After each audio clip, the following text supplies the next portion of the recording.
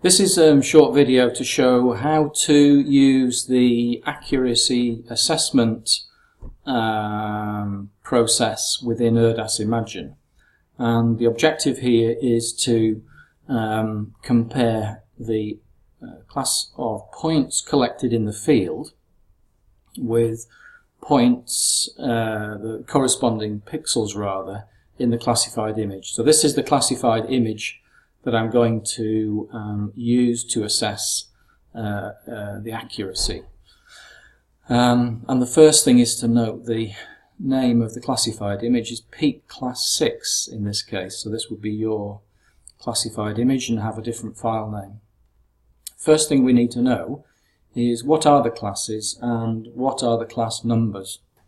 So to do that we go to the raster tab at the top, click on table and then show attributes and bring up the attribute table for this classified image.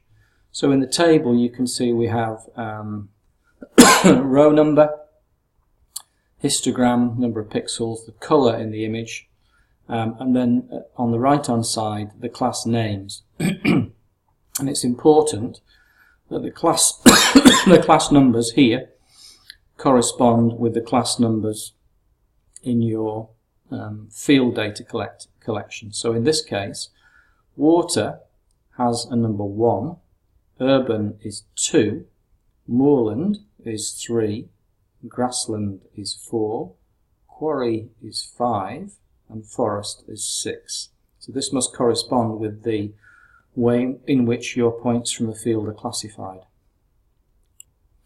So now I'm going to bring up the results from your field survey. So these are the data which we put together, and they show a number of things. First of all, the class, the X and Y coordinates, that's easting and northing, in UTM coordinates in this case. So this coordinate system must correspond with the coordinate system for the image. If we look here in the bottom left of the screen, you can see that the coordinate system is UTM WGS84. The fourth column is the class ID number that was allocated last week. So urban, in this case, is class 1. Woodland is class 2. Grassland is class 3. So these don't correspond to the class numbers from my image, which I've just mentioned. In my image, water is class number 1. Urban is class number 2. So in this case we have to insert my class number as a separate column. So for the urban points, my class number for urban is class 2.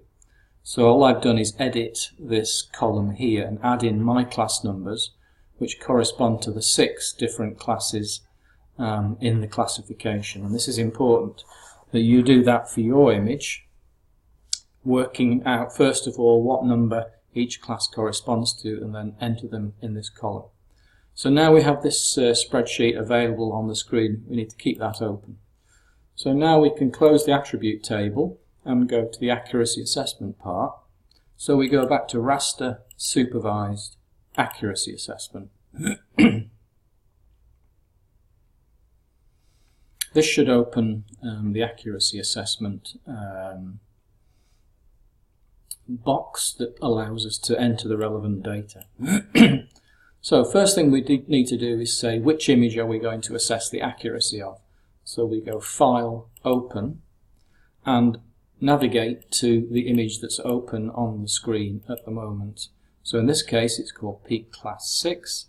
So we double click on that and now we can see Peak Class 6 is associated with the accuracy assessment. Now what we do is we import the points that you collected in the field. So that's import user defined points. Click on that. And now we have to define a text file which are the input points from the spreadsheet. To do that we go back to the spreadsheet and make a text file just consisting of the points. So don't include the XY line at the top, just the points. We copy these points and we place them in a text file. So I normally just use Accessories Notepad and then paste them into this Notepad file. We'll save that as I've already done this before, so we'll use it as the same file names. We'll call that points.txt and save it. It already exists. I'm going to click yes here. So now we've saved these points in a text file. Now what we need to do is to save the corresponding class numbers that you identified in the field that correspond now to the classes in your image. So that's this column. We do the same thing. Copy, put them in a text file using Notepad. So these are the points, and we're going to save this as myClassNumbers.txt. I've already done it, so we'll save it and overwrite it. And so now we've got this column in a text file. We can close the spreadsheet now, and we can go to the point at which we're being asked to import the points. So in this case, the points are stored on my desktop, so I'll navigate to the points, saved as a text file, and they were called points.txt. So that's this file here, and we'll just open that. Should be in the right format, so if we just click OK, now we see all of the points that you collected in the field listed as X and Y.